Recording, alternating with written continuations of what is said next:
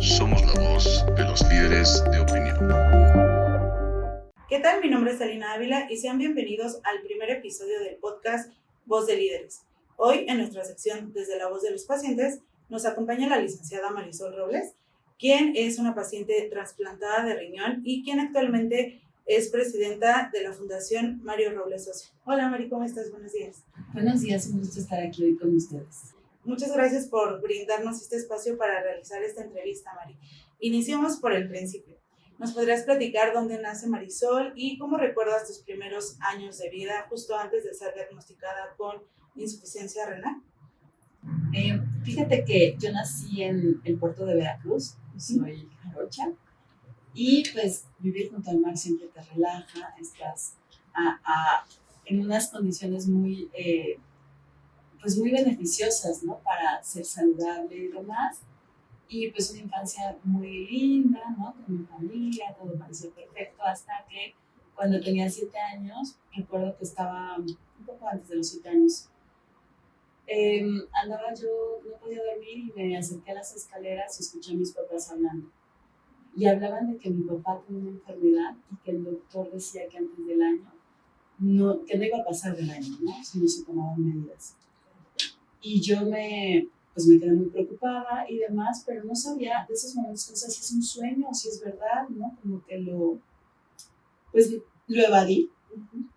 Y poco tiempo después mi papá empezó en esta dinámica de hospitales y demás, y entonces supe que tenía enfermedad renal, que estaban por hacerle su primera diálisis.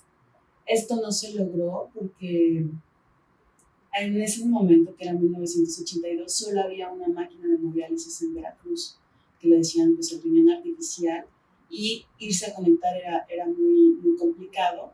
Terminó viniéndose a la Ciudad de México a tratar en el Instituto Nacional de Nutrición Salvador Subirán, y ahí le hacen su primera diálisis peritoneal. En ese momento era muy común que hubiera infecciones, entonces toma una bacteria y se muere muy poco tiempo después, o sea, tuvo una diálisis nada más y inmediatamente murió. Y una de las cosas curiosas es que en ese momento mi mamá decide donar sus órganos para la investigación. Entonces los órganos de mi papá se quedaron en el área de investigación, ahí en nutrición, y quien los recibe es el doctor Vicuri, que en ese momento estaba en el hospital de nutrición, y te lo comento porque es parte importante de la historia. Y entonces él dice que le llaman, le dicen que hay alguien que quiere donar los órganos para la investigación. Esto era rarísimo. Y era mi mamá quien estaba dando los órganos de mi papá, entonces se quedó ahí para que se investigara. Qué complicado, digo, es algo muy noble, pero también me imagino que algo muy complicado al mismo tiempo, ¿no? El hecho de pasar por toda esta situación tan compleja de la enfermedad de tu papá. Posteriormente, Mari, pasa lo de tu papá. ¿Qué edad tienes cuando empiezas a presentar los primeros síntomas? ¿Cómo se empiezan a manifestar estos síntomas? ¿Y cuándo decides acudir al médico? Fíjate, yo tenía 7 años en ese entonces y inmediatamente después nos hicieron a nosotros, a mi hermana y a mí, análisis, ¿no? Para ver si había algún tema que pudiera desarrollarse más tarde. Y sí se quedó como sobre la mesa, aunque no tal vez con la precisión que hubiese sido hoy en día, la posibilidad de que pudiera desarrollarse la enfermedad de alguna de nosotras más adelante. Y yo me acuerdo que les decía a mis amiguitas, voy a morir joven. Entonces la verdad es que fue una herramienta que me sirvió de chantaje, o sea, durante algunos años en la primaria, porque me regalaban sus dulces y así. Yo tenía una alimentación súper estricta por parte de mi mamá, que había quedado un poco traumatizada con el tema de la muerte de mi papá. Y entonces teníamos prohibido el azúcar, la sal y pues la alimentación era muy vigilada, solo comíamos pescado, verduras, ¿no? Entonces crecimos con un tema de alimentación muy persistente. Y después pues creces. Mi papá murió a los 35 años, entonces yo la verdad es que pensé que si llegaba a los 35 ya la había librado, o sea, como que fui cuidadosa siempre, pero a los 35 dije, no, pues ya estoy del otro lado. Sí. Entonces así de, yeah. Y yo siempre estaba cuidando como mi alimentación, pero en ese momento empecé como a subir un poco de peso. Fui con la nutrióloga y entonces yo hacía la dieta así súper by the book y no bajaba de peso. Y la nutrióloga, pues como que no veía qué pasaba y entonces mi cuñada me dijo, llevé con un médico internista porque a lo mejor tienes un problema de tiroides. Pero esto yo tenía un ritmo de vida súper acelerado, era editor en una revista de salud y ciencia, y pues siempre tenía como palpitaciones, me dolía la cabeza, no siempre, pero en esa última temporada había sido mayor, yo pensé que era porque estaba dieta, etcétera. Y voy con el médico internista sin mayores síntomas más que estos que te estoy comentando, ¿no? Esto que confundimos con cansancio y estrés, ¿no? Y ahí le hago pues hincapié a nuestro público que si sienten algo no es normal, vayan con su médico de confianza. Y cuando llegué pues con el médico internista me tomó la presión y tenía 240, 190 de presión. Entonces se asustó muchísimo. E inmediatamente me mandó a hacer análisis y me dijo, pues este es un problema renal o cardíaco por tu edad. Y pues cuando llevamos los análisis, pues efectivamente ya mi función renal era de 0.1%, ya no había nada que hacer al respecto. Y pues así fue como apareció el diagnóstico de nuestras vidas, ¿no? ¿Cuántos años tenías? 36. 36 años. ¿Y cómo fueron los primeros pensamientos que pasaron por tu mente cuando te dan la noticia de que tienes insuficiencia renal?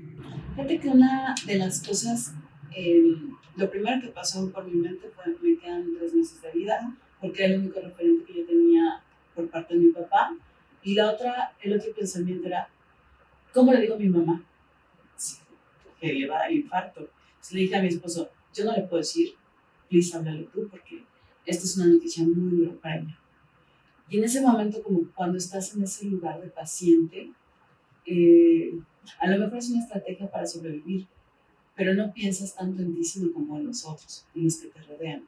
Es decir, ¿cómo van a vivir con eso? A mi esposo le dije que corriera y se salvara por su vida, que se iba a poner la cosa muy complicada. Y pues él dijo, me quedo. Apoyarte incondicionalmente. Sí, pobre. Increíble. Debió haber corrido, pero no hizo caso. Pero eso habla muy bien de él. Sí. Oye, Mari, también nos podrías platicar. Sabemos que hoy, 28 de septiembre, que estamos realizando esta entrevista, se cumple 6 años de que fuiste trasplantado. Pero sabemos también que tuviste 2 cirugías. ¿Nos podrías platicar cuándo se realiza el primer trasplante y cuáles son las complicaciones que se presentan posterior a él que hacen que tengas una segunda cirugía? Por favor. Sí, mira, pues ya, yo fui diagnosticada en junio de 2011 y te digo, en ese momento pues yo tenía pues, un muy buen trabajo, etcétera, tenía un seguro de gastos médicos muy sólido. Y mi hermano, que estaba chiquito, hijo del segundo matrimonio de mi mamá, estaba dispuesto a donarme. Entonces, pues todo parecía fácil, ¿no? Si tienes un donador, hicimos las pruebas, era compatible, que eso es como sacarte la lotería, porque podrás tener todo el dinero, pero si no tienes un donador compatible, pues siempre es complicado. Y aquí aprovecho para hacer otro anuncio, y es que el 26 de septiembre fue el Día Nacional de la Donación y Trasplante. Entonces, pues agradecer a todos aquellos que están dispuestos a dar vida y pues decirles que a quienes están esperando un riñón, que hablen con su familia para que estén abiertos a recibir este acto de amor que me parece los más grandes que hay en el mundo. Y entonces mi hermano dijo, bueno, yo te dono. Hicimos las pruebas, hicimos el protocolo de trasplantes, porque antes tienes que hacer pues una serie de pruebas. Nadie puede entrar un trasplante de donador vivo si el donador vivo no está en las mejores condiciones. Entonces mi hermano estaba perfectamente. Entramos al trasplante un 20 de septiembre, pues los dos muy optimistas, el más optimista que yo estaba así como medio escéptica. Y yo estaba lista como para que saliera todo bien o para morirme, ¿sabes? O sea, como que no sabía que había medias tintas. Llevabas altas expectativas. No, sí llevaba altas expectativas, pero yo creía que era así como negro o blanco, y esta enfermedad me ha enseñado que hay muchos matices en medio. Y entonces tenía yo el mejor equipo nefrológico y cirujano que se puede tener en México. Pues estaba el doctor Ricardo Corrarroter, que es uno de los mejores nefrólogos, estaba el doctor Nicuri, que en ese momento no sabíamos que había recibido los órganos de mi papá, y pues entré así al trasplante, muy contenta, muy feliz, y cuando despierto, pues resulta que había salido mal, yo estaba entubada, y oí que las enfermeras dijeron, es que pobre, o sea, cuando despierto pues voy a ver que no funcionó, ¿no? Y yo pues entubada no podía hablar y decirles que yo estaba ya despierta. La anestesia, porque había sido fue una cirugía muy larga, los médicos se fueron a descansar un poco porque estaban muy cansados y no esperaron que yo despertara tan rápido la anestesia. Entonces fue muy chocante ver que pues en la bolsita donde cuando sales un trasplante, la primera prueba de que funciona un trasplante renal es que hay una bolsita donde hay orina, porque tu riñón empieza a hacer orina, entonces es así de, ya ves la bolsita y es así, champaña y celebración absoluta, sí. Pero en este caso no había bolsita, solo había una bolsita que se llenaba de sangre porque tenía una hemorragia, porque tuvieron que intervenir muchas veces, o sea, lo intentaron muchas veces, estuve a punto de perder una pierna y tuvieron que hacer como una cosa arterial. Cuando desperté estaba yo viendo pues que no me podía comunicar porque tenía un tubo en la boca y una bolsita que se llenaba constantemente de sangre por la hemorragia. En ese momento no sabía qué había pasado. Yo, o sea, ya que me desentubaron, o sea, les decía que me mandaran a algún doctor o alguien. Y quien tuvo que llegar a decirme fue mi esposo para decirme, pues no salieron bien las cosas, esto está pasando. Y yo la verdad no estaba lista para estar ahí otra vez. Decía, voy a regresar a hemodiálisis, ¿qué sigue? Y sentía como que el cuerpo muy cansado y yo le dije, yo ya no quiero, o sea, a mí déjenme ya, pues aquí yo ya he vivido muy bien, me lo he pasado muy bien, yo ya cumplí, o sea, no, ya no quiero. Y él me dijo que ahí no me iban a dejar morir porque tenía yo muchos aparatos dándome soporte vital y entonces que cooperara, que me pusiera bien pronto y que él llegando a la casa me ayudaba a morirme. Dije, ok, me parece un buen trato. Y bueno, obviamente después cuando llegué a la casa, pues ya no quise morirme, pero me pareció una solución muy inteligente. Porque hay momentos que como paciente ya no quieres seguir, ¿sabes? Que alguien, y todos te dicen, échale ganas, piensa en Dios, etcétera. Y tú en ese momento estás pues ya muy cansado, etcétera. Que alguien llegue y te diga, si te quieres morir, yo te apoyo. Es otra de mis grandes muestras de amor que he recibido en este proceso y se lo agradezco muchísimo porque me pareció una forma de acompañarme muy inteligente. Igual sí me quería matar, no sé, nunca lo he explorado a fondo, pero fue muy liberador y eso me permitió regresar a casa y regresar a la hemodiálisis, que fue un periodo pues muy triste, muy duro, ¿no? De volver a la isla y además en las islas de hemodiálisis donde nos conectan a todos, pues tienes tus amigos y todos me habían visto irme esperando que el trasplante sucediera, porque además cada trasplante exitoso que hay en la isla pues es una esperanza para todos los que estamos ahí. Y verme regresar patos fue así como de, ¿pero qué pasó? Y bueno, lo que pasó es un caso que pasa 1 en 1.000.000 de veces, o sea, es un caso muy raro. Y es que no pudieron conectar la arteria del riñón de mi hermano a mi arteria porque se coagulaba. Esto es como un problema entre anatómico y pues así azaroso y en realidad en ese momento no encontraba explicación. Yo creo que si yo no hubiera tenido el equipo médico que tenía hubiese dudado mucho de todo lo que pasó, pero como todos eran grandes médicos y estaban devastados igual que yo y para descubrir su primer trasplante fallido. Entonces fue durísimo para todos, pero creo que fue una gran lección y yo siempre digo que de lo fallido nace lo perfecto, porque sin ese trasplante no hubiese recorrido la historia que recorrí después. Justo nos podrás platicar eso, ya posterior a que falla el primer trasplante, ¿cómo vives ese proceso y cuánto tiempo pasa de esta primera cirugía a ser trasplantada nuevamente, cuando bueno, pues ya fue un caso de éxito? Pues pasaron 6 años, pero en esos 6 años pues hubo otras microhistorias, ¿no? Sí. Y la primera es que saliendo me decían, bueno, me decían mis doctores, tú estás joven, un trasplante puede ser muy rápido, etcétera. Y todos mis primos me querían donar a las cuales agradezco enormemente. Pero yo no estaba lista para hacer las pruebas otra vez de compatibilidad, porque volver a entrar al quirófano cuando las cosas salieron mal, pues no es fácil. La verdad es que sin toda la lista de terapeutas que estaban ahí conmigo, o sea, de mi psicólogo, de mi hipnoterapeuta y eso es un camino aún más complejo. Y finalmente, después como al año, a los 2 años, nos animamos a hacer las pruebas de compatibilidad para ver si ya era compatible con alguno de mis primos. Y pues no, y no solo eso, sino que resultó que mi sistema inmune se había vuelto muy resistente porque durante el trasplante fallido me transfundieron 17 bolsas. Y entonces cada que te pasan una bolsa de sangre, tu sistema inmune se activa y se vuelve más reactivo a aceptar algo. Y esto es básico para poder tener un trasplante de cualquier tipo, que el sistema inmune esté dócil y cooperando para recibir al órgano que va a llegar y que no es de su mismo sistema y aceptarlo.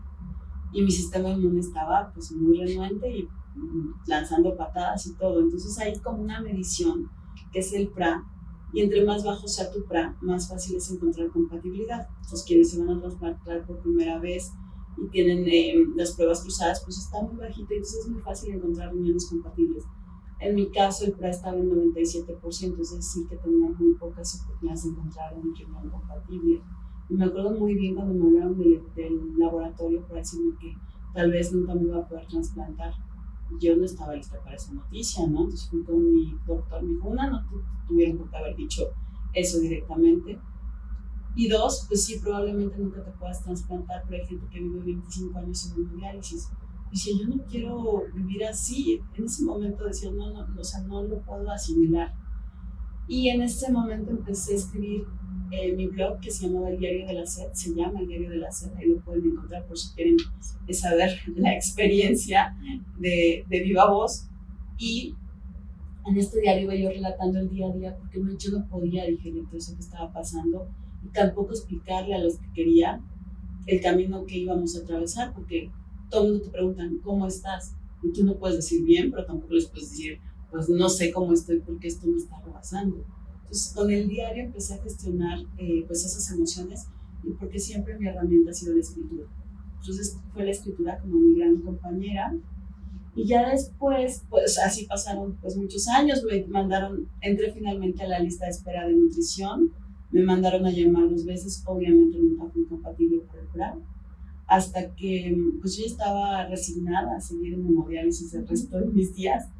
Y mi prima Yuyi, que es la mayor de las primas, tuvimos una relación muy cercana y fuimos a cenar una noche. Ya en ese momento vivía en San Francisco y me dijo, Marcelo, es que yo quiero volver a repetir las pruebas de compatibilidad porque la compatibilidad puede cambiar a lo largo de los años. O sea, puede ser que en un momento no seas compatible, pero 5 años después. Y eso es como importante tenerlo. Sí, claro, un dato muy importante. Y entonces Yuyi se fue a cenar conmigo y me dijo, es que yo quiero repetir las pruebas porque pues a lo mejor ya cambió y estamos listas. Yo en el fondo creo que estaba renuente a aceptar un riñón de mi familia, porque decía, ¿cuántos riñones más voy quitando? O sea, dije, no puede ser que deja todos ustedes riñonados. O sea, tener una conexión. Sí, no, yo decía, no. Yuyi me dijo, pues vamos a intentarlo. Yo le dije, Yuyi, es que yo no quiero dejarte sin riñón y que no salgan bien las cosas, o sea, ¿por qué me lo quieres dar? Etcétera. Y me dijo, yo siento que mi misión en la vida es dar un órgano, o sea, como no lo estoy haciendo por ti, lo estoy haciendo porque es algo que creo. Y fue muy liberador que me dijera eso, como que dije, pues si es su misión de vida, pues está bien, entonces lo acepto, o sea, y yo como que mentalmente me había hecho la idea de que iba a hacer un trasplante en nutrición y de cadavérico, y cuando esto no sucedía dije, bueno, está bien, repitamos pruebas de compatibilidad. Y entonces, pues ya nos despedimos. Le escribí a mi doctor, le dije, doctor, ¿podemos volver a repetir pruebas de compatibilidad con Yuyi? Dijo, pues sí, si quieres lo podemos hacer. Y al otro día me llamaron, como a las 12 del día, yo estaba tomando una siesta después de la hemodiálisis, y me hablan para decirme que había un programa internacional de trasplante de riñones. Entonces dije, eso suena como tráfico de órganos. Fui con mi doctor, le pregunté, investigamos a Mike Rees, que es mi trasplantólogo, y me dijo, no, está súper, o sea, es alguien muy serio, etcétera.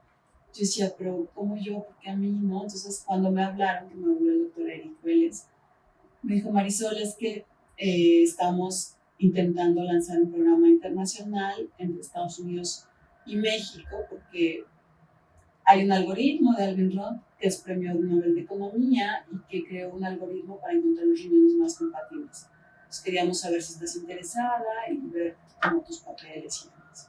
Y dije, pues bueno, está muy bien. Y después de que lo investigamos, fui con ellos y les dejé mis papeles. Ahora, como esa asociación civil, en ese momento no existía, que es ProRenal MX, pero en ese momento no existía como tal. Estaban trabajando con Alliance for Kidney Parent Donation, que es la fundación de Mike Reese, mi trasplantólogo en Estados Unidos. Y él tenía esta visión como global de trasplante. Y fue así como, pues me hablan, empezamos el proceso de selección, yo le cuento a mi nefrólogo, y él en el fondo como que decía así, bueno, sí, pero tú eres un caso muy complicado, no quiero que te ilusiones porque a lo mejor no te aceptan. Y yo dije, bueno, pues sí, es un caso muy complicado, pero a ver si me aceptan. Para esto, ellos llegaron a mí porque, bueno, yo he trabajado en los medios, etcétera, pero una amiga, Bárbara Anderson, había hecho una entrevista a un empresario de seguros volátiles, o algo así. Y entonces en el corte se pusieron a platicar y él dijo, no, es que a mí lo que me interesa en realidad es echar a andar este proyecto con el tema renal y Alvin Roth y Michael Reese. Pero yo creo que el primer caso va a llegar de manera azarosa, porque creen mucho en Dios, ¿no? Y Dios nos los va a mandar, y ese primer caso va a llegar así. Entonces yo estoy esperando el primer caso. Y ella le dijo, yo tengo tu primer caso, es Marisol, aquí está su celular. Y en ese momento me hablaron. Y así fue como arrancó todo. Cuando ellos empezaron a pensar en el programa en México, buscaron a Dick Curry, mi médico, mi cirujano, ¿no? Porque era el mejor en trasplantes en México, pero él, la última cirugía que hizo fue la mía. Y entonces Dick Curry les dijo, no, pues lamento decirles que yo no me dedico a eso, que yo estoy apartado, porque tuve un caso que me dolió muchísimo y ya no quise seguir. Y ellos hablaron con él y dijeron, no, mira, a lo mejor si aceptas, puedes ayudar a tu paciente de ese caso difícil, ¿no? Etcétera. Y Dick Curry dijo, lo voy a pensar. Y así pasaron los meses y cuando él llegó a decirles, sí voy a aceptar, ellos ya tenían mi caso en sus manos. Entonces fue pues una cosa muy de no creerse, muy de película. Cuando Mike Reese vio mi expediente y dijo, es el caso de Dick Curry. Entonces al poco tiempo llegó Dick Curry a decidir sí voy con ustedes. Y bueno, tengo la entrevista con Mike Reese por videollamada y me dice que hablamos, ¿no? En inglés, y dice que en 3 semanas esperaba encontrar un riñón para mí. Y yo así, 3 semanas, o sea, llevaban 6 años buscando un riñón. Dije, no, estoy entendiendo mal el inglés.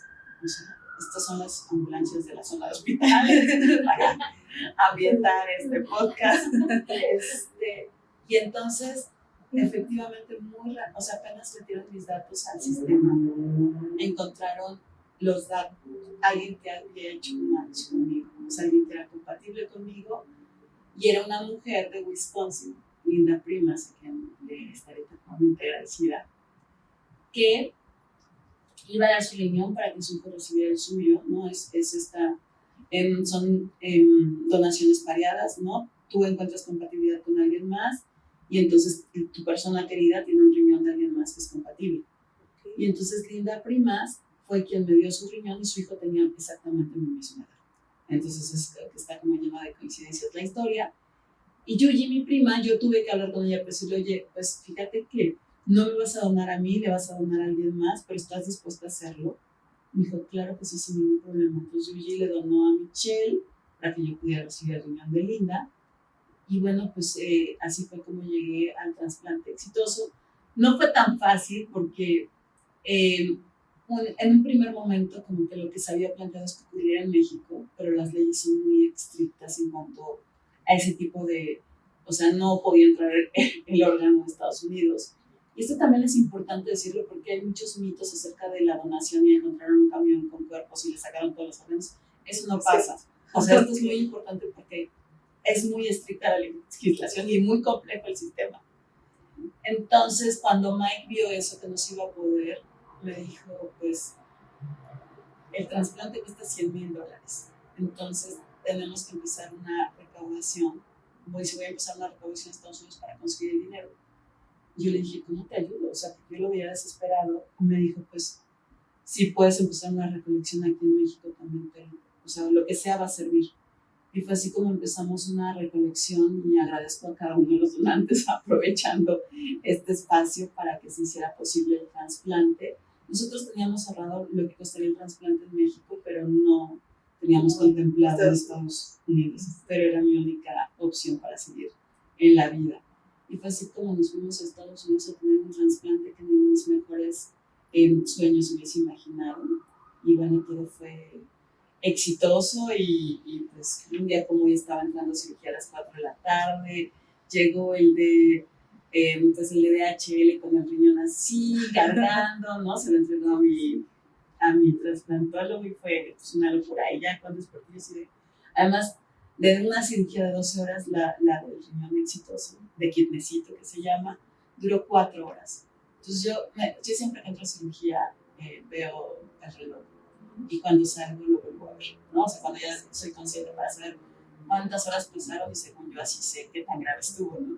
Salí y vi el reloj y decía, no, se me hace que ese reloj está parado o está mal o algo pasó. Y no, duró 4 horas y salimos. Este riñón que traigo hoy se puso con música de flamenco mientras se operaba. Y bueno, así fue como llegamos al trasplante exitoso. Mari, y como hace un momento comentabas, ¿no? La primera vez que despiertas de la cirugía, justo ves la bolsita y resulta que pues no había funcionado. En esta ocasión que despiertas y que ves la bolsita que está todo funcionando, que la cirugía había sido todo un éxito, ¿qué es lo que sentiste? O sea, ¿cuál fue tu primer pensamiento?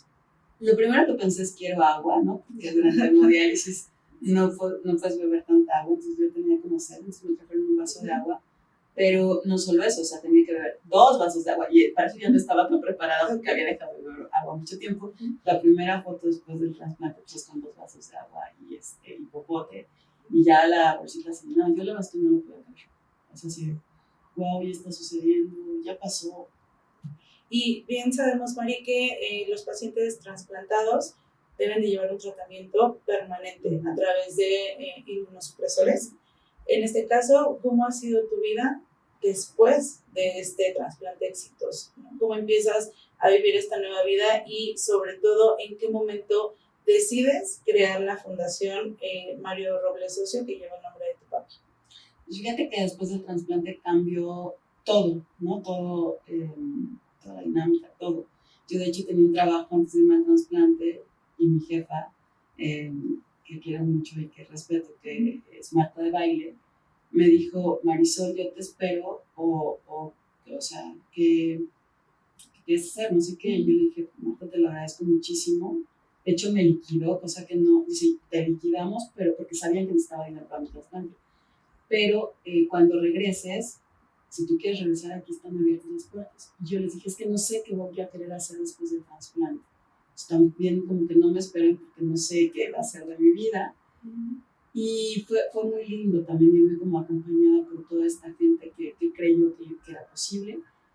Y ya que pasó, yo veía a Mike y le decía, Mike, es que te debo la vida. O sea, yo me acuerdo una noche en su casa, en su cocina, diciéndole, Mike, ¿cómo te devuelvo todo esto? Hiciste el milagro, etcétera. Y me dijo, lo único que tienes que hacer es contar tu historia, ¿no? Que más gente sepa que las cosas pueden salir bien, que hay detrás de todo este tema de trasplante internacional y demás. Y bueno, empecé a contar mi historia, ¿no? Entonces, había resistencia por parte de la comunidad internacional para aceptar el programa pues entre países. Decían, y esto es como bien importante decirlo, que los países pobres no podíamos entrar al programa internacional porque las leyes hacían o no estaban como tan bien construidas, y entonces podían propiciar el tráfico de órganos. Entonces, en ese momento empezó como una cruzada para ir, estuve en Bruselas, en Ginebra, hablando ante pues, los líderes de trasplantes, diciendo no hubo tráfico, etcétera, porque de mi caso se empezaron a decir cosas. Y la mejor manera de argumentarlo era yo presente diciendo, pues esto soy yo y se me va a negar la vida por ser mexicana, o sea, solo porque me tocó nacer en México, que ustedes consideran que es un país pobre, yo ya no tendría derecho al trasplante. Y este fue como un primer paso que tomé después del trasplante, un activismo de alguna manera que me tocó encabezar, ¿no? Porque era pionera en este tema. Antes de mí hubo un trasplante entre filipinos y yo fui el segundo a nivel internacional. Y después, pues también había quedado como un poco de dinero de la recaudación. Entonces, con ese poco de dinero de la recaudación, nace primero NEF, ¿no? Que la idea era tener una herramienta de conocimiento para los pacientes renales, porque a lo largo de esos años que había estado yo con la enfermedad renal, o que vivía ya con la enfermedad renal, me daba cuenta que llegar a información fidedigna era muy difícil. Y desde mi visión como editora yo decía, es que ¿por qué nadie dejó escrito exactamente qué es lo que tenía que hacer o qué es lo que se siente? ¿No? O sea, yo estaba en algún momento bien enojada con mi papá porque decía, yo hubieras dejado que es un papelito de cómo se siente esto, ¿no?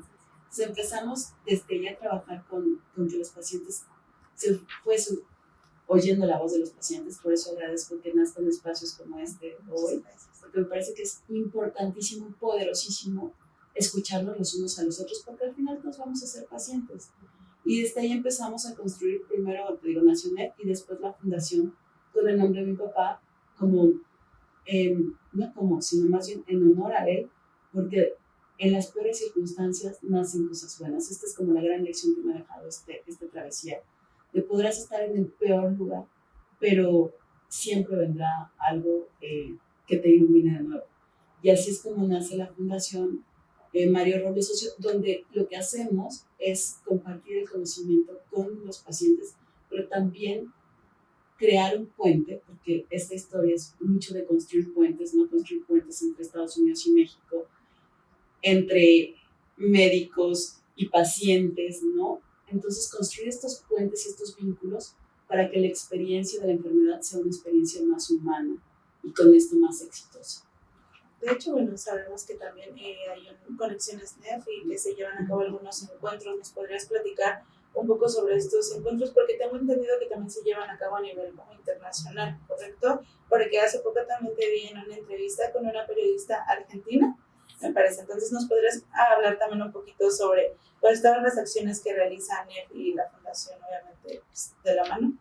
Sí, fíjate que la Fundación tiene como una vocación muy internacional. De hecho, el nombre NEF se lo debemos a mi editor en aquel entonces, Pablo Del, y parte también de NEF, importante, quien, el cumpleaños, por cierto, también, que un día en Barcelona cenando me dijo, oye, ¿por qué no hacer una herramienta de comunicación para los pacientes que se llame NEF?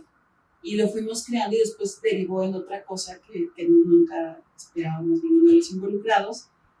Y luego nació la fundación y la fundación pues tenía esta vocación de comunicar y de compartir conocimiento, pero después se volvió como una cosa internacional, ¿no? Donde estuvimos en Argentina con el encuentro NEF entre Leu, que es la Patagonia. Entonces, y hemos estado también en Brasil, ¿no? Con Temo, que es mi pareja de vida y que me ha salvado y ha dado las muestras de amor más grandes y a quien le agradezco muchísimo.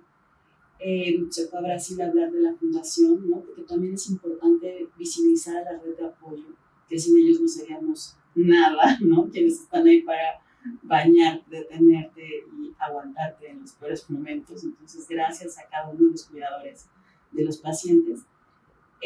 Se fue a Brasil y nos empezaron a buscar porque al haber sido el trasplante en Estados Unidos, pues de alguna manera hemos vivido como diferentes ángulos de la enfermedad. Yo estuve acompañando trasplantes tanto en Estados Unidos como en Italia, y es una visión que no se ve o que no se percibe la labor que puedes hacer acompañando a alguien mientras está esperando que suceda el trasplante, porque el familiar está desesperado, está pensando en cosas, entonces tú lo puedes ir a ver tranquilo, es normal que se tarde en eso.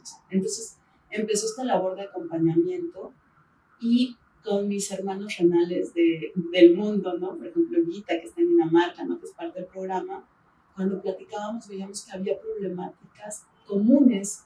No importa que tengas un sistema de salud de primer nivel, si no escuchas al paciente, algo te está faltando.